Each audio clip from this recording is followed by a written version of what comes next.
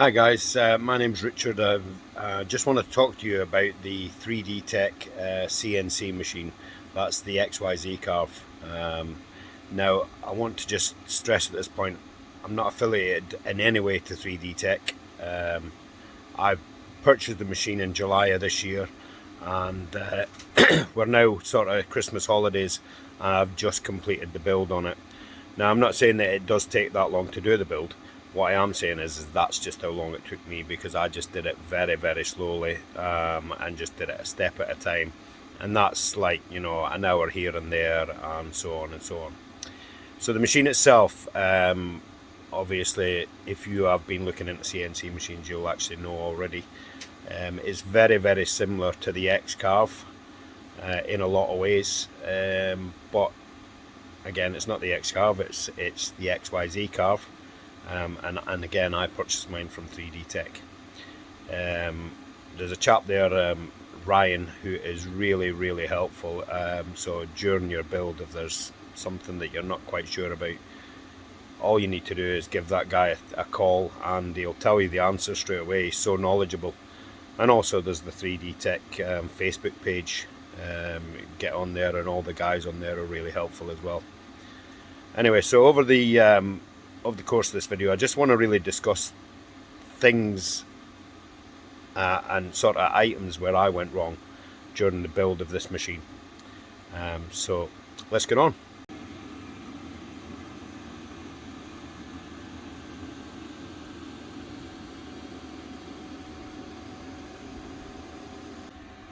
So whilst I was building the machine, the first thing I thought is, I did have a hobby machine, which is, I mean, I'm sure this is a hobby machine as well, but the hobby machine that I had was a 3018, the 3018 is the well-known small machine, and that encouraged me to actually go ahead and purchase a bigger machine.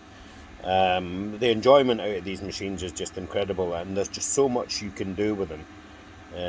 You know, they are great fun, and it's always a learning process with them. If you've got a little bit of PC know-how, it's helpful. You know, if you could know your way around Windows and stuff like that, it's helpful. But it's not the end of the world. You don't have to be an expert to be able to control these machines. So one of the things, obviously, is the build itself. Now, the build, yeah, it was a difficult build and time-consuming. Am I right in saying difficult? Maybe I'm wrong. Probably time-consuming, and the fact of the instructions that you get led to by 3D Tech is just basically like a 3D card drawing setup. So it's very, very helpful, and it is good to refer to that. And there's other resources out there that you can look at that will help you with the build. So one of the things I thought, because I had the 3018, was that one of the things I realised over time is the screws actually rattle themselves loose on CNC machines. Now, so I thought during this build, I'll tell you what I'm going to do to save myself that in the future, was obviously get some Loctite. Now, that's the little red bottle of Loctite, which I'm sure you're all aware of. So I thought I'll use Loctite on the screws, and that's going to save me a lot of time in the long run. In the long run. So that was a big no straight away. And the reason I say that, that's a thumbs down, by the way. And the reason I say that is because I find myself having to undo the bolts later in the program. So as you're doing the build, you're actually putting bolts in, thinking, oh yeah, use the Loctite here, and no, I had to actually go back, undo them to be able to put other parts in place. So one thing not to do, don't use the Loctite.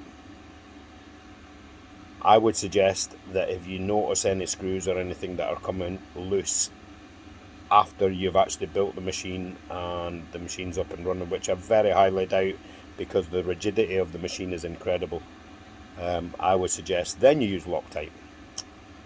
Don't do what I've done. Don't use the Loctite. So that's number one. So as we go on, basically These are in no particular order.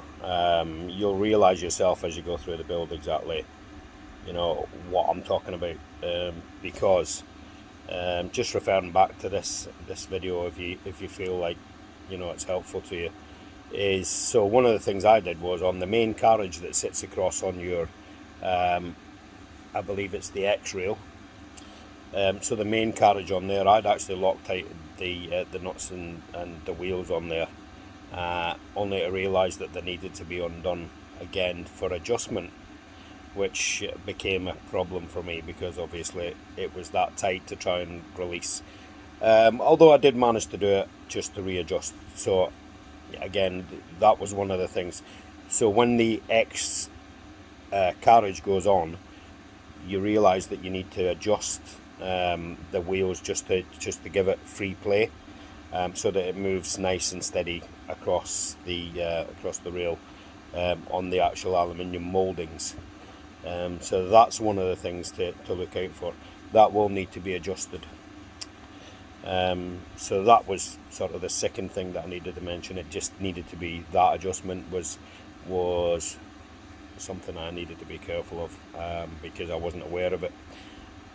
So a lot of people say about reading through the instructions before you go building something, but I'm not that kind of person. I wouldn't sit down and read the whole way through the instructions, which is probably a major failing on my part, because some people have got the patience for that.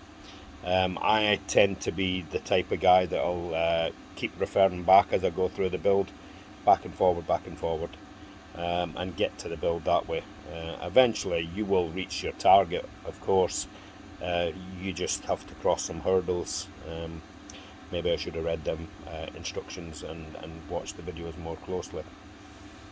So when you receive your machine, it comes with a load of little boxes that are numbered up, box 1, 2, 3, 4, etc. Obviously, in my case, I went for the 1.5 meter rail extensions just to save myself time in the long run. You know, it was an extra couple of £100 on top of the price. I can't remember exactly what it was. Like I say, this was back in July. But for me, I just thought, you know what, rather than just go for the standard 1 meter build, I'll go for the 1.5. And then I've got the flexibility to do bigger cuts or bigger carves, if you like. So when everything arrived, you've got boxes and boxes of kit that comes with it, and loads of little polythene bags, clearly marked up with the size of the screw, the type of screw, etc, etc. And as you go through your card drawing, it actually refers to that. You know, basically, had I been the person at 3D Tech actually bagging these up, I think the easiest way to do it would be actually to number them bags 1 through to 100, for instance, and just say refer to bag 1 in the instructions. It might be something that Ryan might want to look at later on. I don't know whether it's him that done the build, but for me it just would have made it that little bit easier to refer to the screw size, rather than going through every single bag trying to find the screws. Now don't get me wrong, the screws are very clearly marked. They've got a white label on each bag telling you which one, but just for simplicity, all I'm thinking is, in it as a time saver, the best thing you could possibly do on the software, on the build instructions, is refer to bag 1, refer to bag 7, so on and so on. Just might be a little tip to assist people in the build. I'm sure other people that have done the build have realised that it is quite a difficult one, because there's that many bags of screws and washers and hex nuts, etc, etc, all different sizes, all for their own certain little job. So that's another thing that you could look at. So that's 3. Maybe that's helpful for you as well. But again, as I say, they are in the build instructions. You'll just have to persevere with that. Find the bag, find what size screw, what type of screw, and that's the correct screw for the job. So again, as I refer back to the fact that I'd bought the 1.5 meter extensions, so basically that means that you have to obviously change. You've got extra lengths in the base rails and you've got obviously 2 extra long wire rails, which would obviously change the configuration of the build slightly, but again, you just follow the instructions. That's simple enough. It's just one of them things that you've got to obviously remember to think about when you're going through your build. We're not changing the width of the machine in any way, we're just changing the length.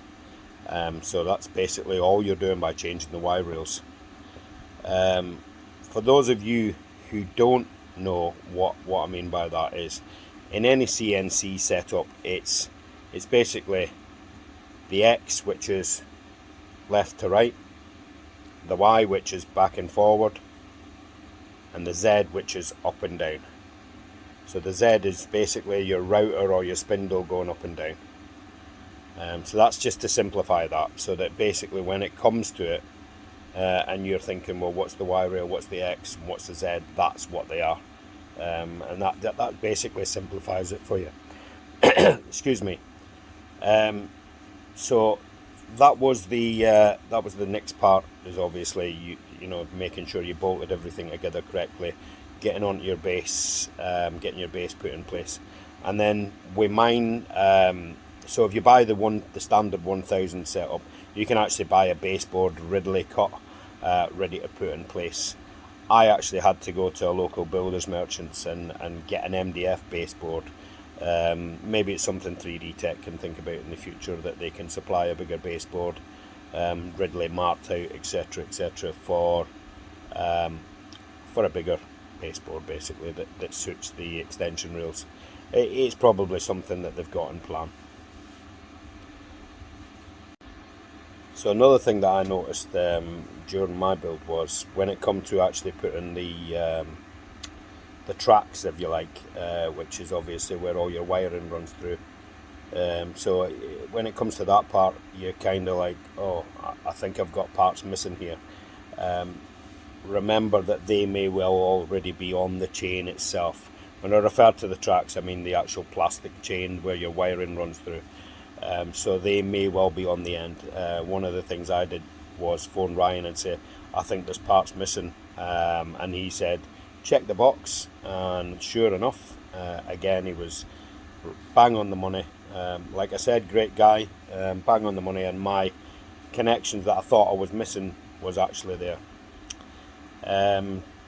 So that was just another thing to look out for.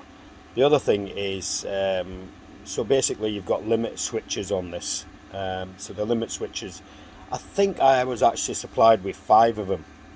Now realistically, you need 1, 2, 3 of them. That's realistically.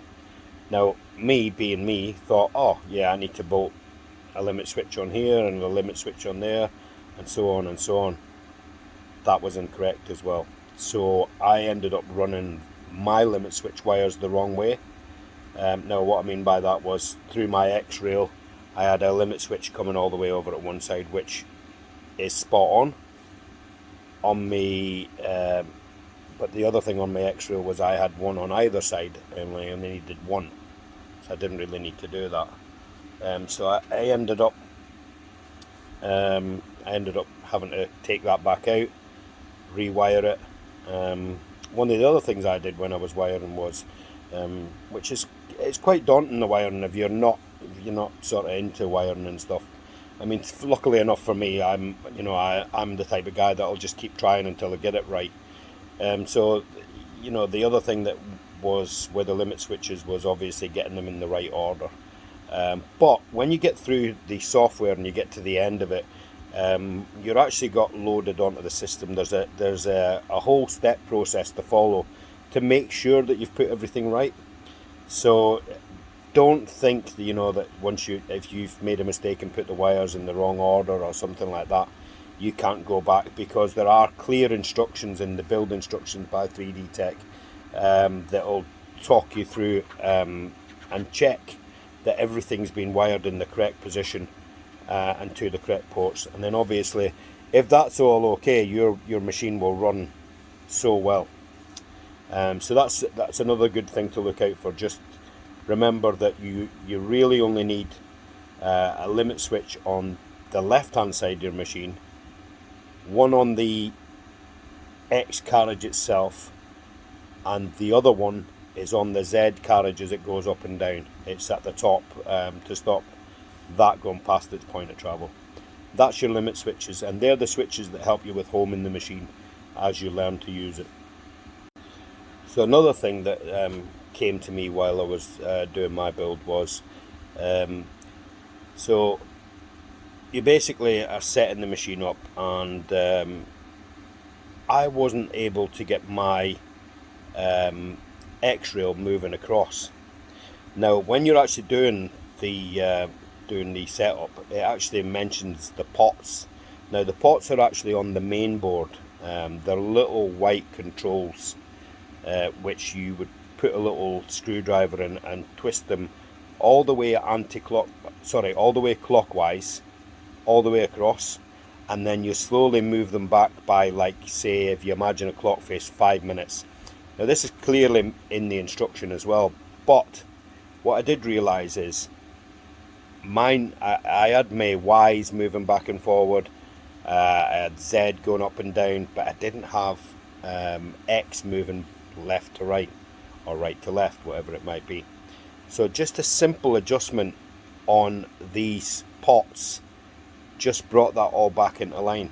Now one thing to remember is it might not be just adjusting the one pot, because you're pretty much balancing the power, and as Ryan explained to me, this is the way that they're wired up in the board. It's like you're balancing out the power to each motor, if you like.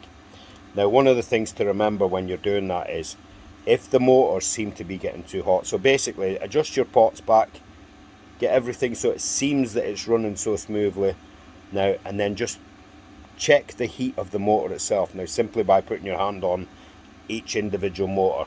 If the motor seems too hot, then you have to back off a little bit, which is not back off, it's actually turning on. So you're going back clockwise slightly. The reason for that is you're putting stress on the motor, but don't be alarmed, because the motors do get warm, they just shouldn't be red hot. Okay, that's just something to think about as well, because that is another learning process that I come across. Okay, so I hope that's helpful too. So just to finish off on the video, I mean, I'm extremely excited to be able to actually get into using mine. I've tested a couple of cuts on it, and again, I was lucky enough to have a good play around with a 3018 and learn the basics. I mean, I've got like a couple of small CNC machines now, one that does laser cutting and laser engraving, another which is the 3018, and now this extremely large 3D Tech machine. Now what I actually intend to do with that, I'm not quite clear as yet, but I'm sure that eventually my reason for buying it will come clear to me, as it does to everyone.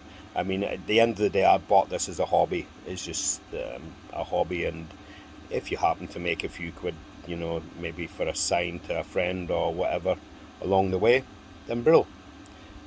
That's the intentions. Other than that, you know, it's quite an investment, let's put it that way, for a hobbyist, but as I've already said, the enjoyment out of these is fantastic, and the machine will do a lot of work for you. So if you're into woodworking in any way, or anything like that, or even aluminium, working with aluminium, working with acrylics, whatever that might be, this machine can do it for you. It's just basically programming the software, sending the software to another program called UGS if necessary, and away you go. It makes the cuts for you. You will always be learning with a CNC machine, and I'm sure all the guys out there in the CNC world will tell you the same thing. There's always another process to learn, or something else that, you know, that you'll discover that you think, oh wow, I can try that now. So it's very exciting. So I just want to remind you all that this is in no way this is in no way sponsored by 3D Tech or anyone else for that matter. I'm purely a hobbyist, and purely just wanted to explain my experience with the 3D Tech XYZ Carve, and my experience of the build, and hopefully, guys, this will help you guys when you go to do your build. I mean, if you think this has been helpful in any way, or even if you think that it's not helpful, or you think I've made mistakes on here, please tell me and I will take the video back down off YouTube. If it has been helpful and you found it interesting, you know, a thumbs up will be fantastic, and share it to your other CNC friends. It's just basically an encouragement to get out there and take that chance and have a look. When you're considering a bigger machine, if you're already into CNCing, definitely consider 3D Tech's XYZ Carve, because believe it or not, when it's actually up and running, it's a beautiful machine, and I'm really surprised just how good it is. And I'm sure there's a lot of guys out there on 3D Tech's Facebook page that will back me up on this. It's a cracking machine and well worth every penny if you want to go that far and spend the penny. Okay guys, I hope you've enjoyed this and I hope it's helpful as you go through your build. Again, like I say, if you think it's helpful, give us a thumbs up. If you didn't think it was helpful, thumbs down. And if you think this video should be taken down, please just tell me, I'll take it back down. I just thought I would try and help out. Okay, thanks very much. Thanks for your time. Bye.